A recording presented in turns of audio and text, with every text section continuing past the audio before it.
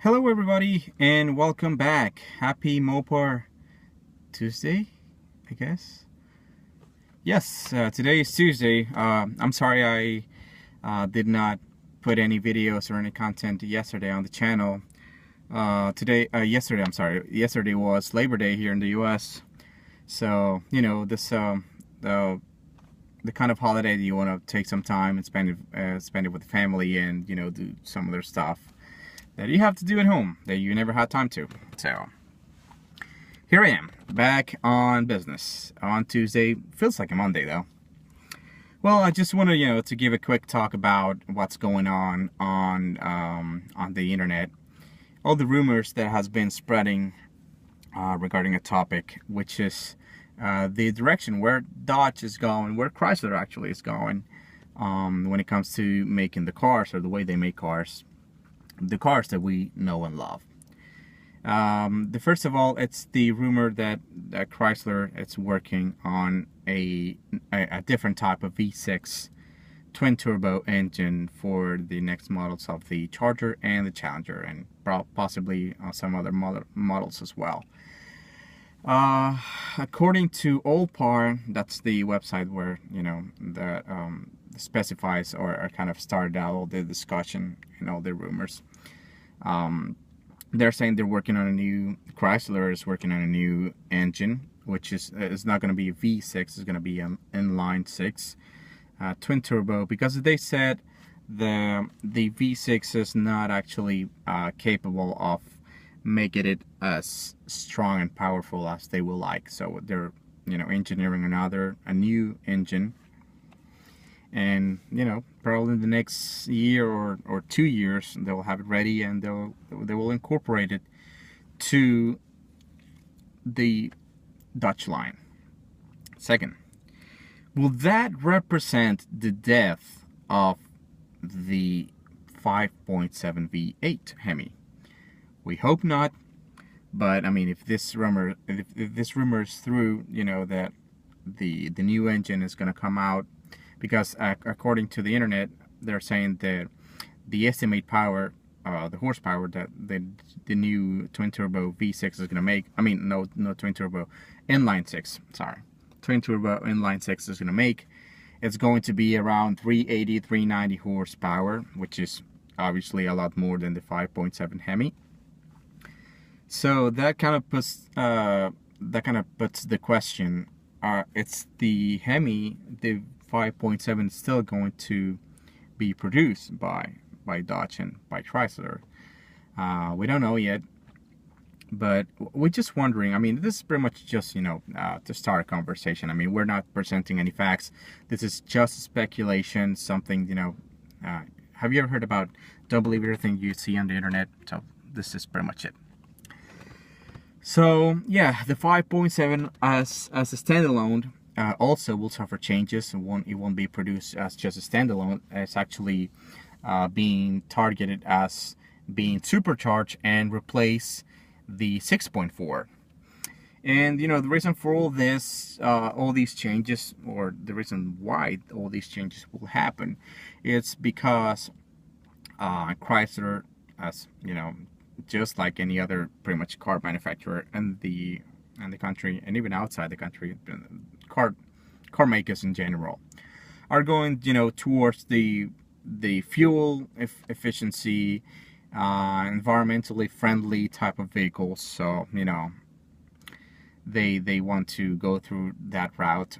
I don't think Dodge, or the Dodge models, especially the Charger, Challenger, will actually fit into that bill. I think, man, I mean, these are attitude muscle cars that that show some presence and some personality on the road. So I don't know about, I mean, obviously it's going to be faster. I mean, an inline 6-cylinder twin turbo is going to be a lot faster, and it's going to be lighter. I mean, I'm just kind of a little scared if Dodge decides to play the same game that Ford and Chevy are playing, redefining a classic car, or their classic cars, and making them into a more type of sport type of vehicle. That will be something that, at least personally, just to start, I will definitely will not enjoy that. Because I mean, we don't buy these cars because they're the most practical cars around.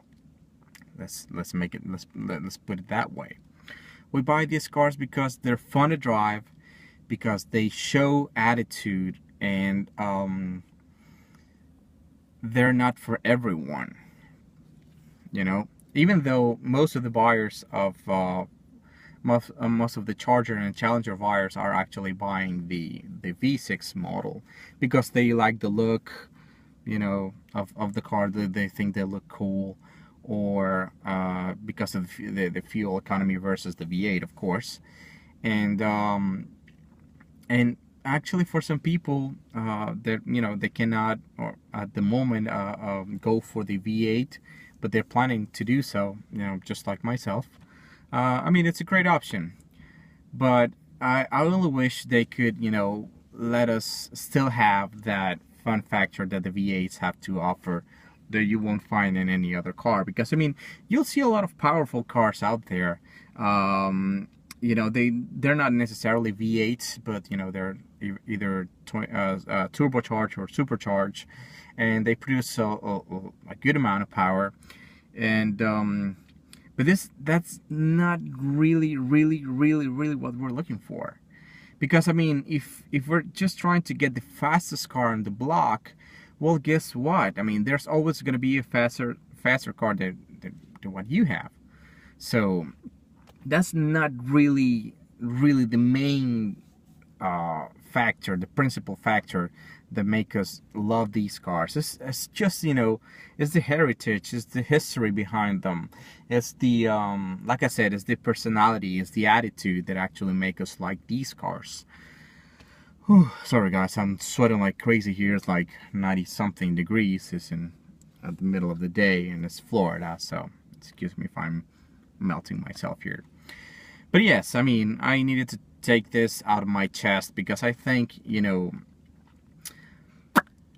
a car like a Challenger or a Charger should remain, at least at the core, pretty much untouched. It should remain untouched, because that is the factor that gives it the appeal that we are all looking for. I mean, there's a lot of V8s out there. They're European or maybe Japanese models, car manufacturers that make V8s. And we're not craving for those. We're not looking to have those cars. So you don't see a Lexus LS460, even though it has a V8 engine, and say, oh man, look at that car. Even though it's nice. I mean, I'm not bashing any car by no means. I mean, I think they're nice. But it's not our type of car. It's not the type of vehicle that you will feel satisfied driving, So, and you will actually see another type of vehicles that are actually performance driven, like the Subarus, the Mitsubishis, the even the Genesis. They're capable, of getting a decent amount of power, but that's really, I mean, but the personality factor is missing there.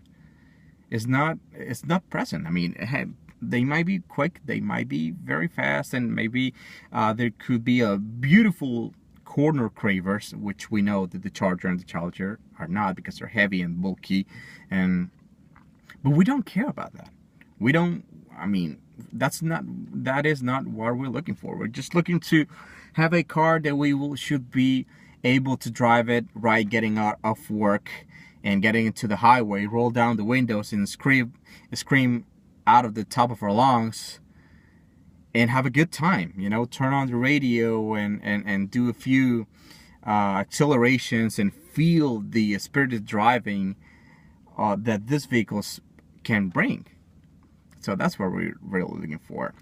So I, just pretty much hope that I started a spark here. If you have anything to say, I mean, what would you think that the future holds for the Dodge Charger and the Challenger models? Just let me know. Put something in the comments below, and we can, start a conversation. I think this is a very important topic. So let me know what you guys think, and have a happy Mopar Tuesday. See you guys.